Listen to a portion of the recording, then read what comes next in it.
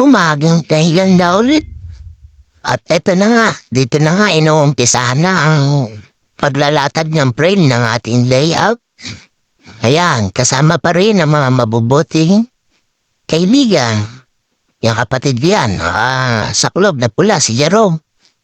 Yan naman si McCoy. Yan naman si John Caloy.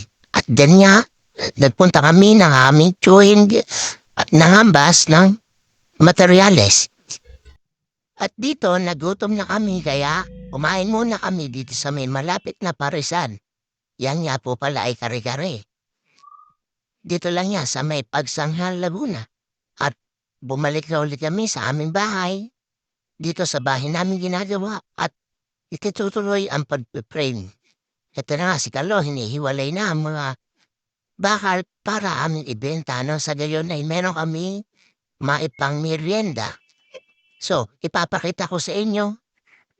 Dumating na yung mga materyales. Ito, yung hollow block, buhangin, at graba.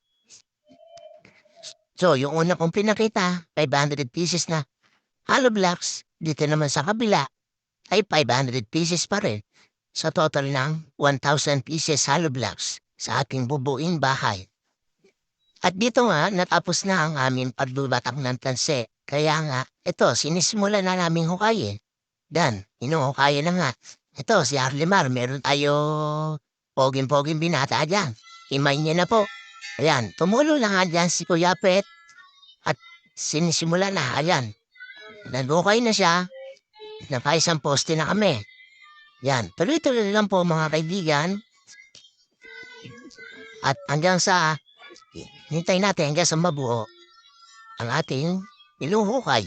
Hanggang dito na lamang po muna. Hanggang sa muli. Paalam!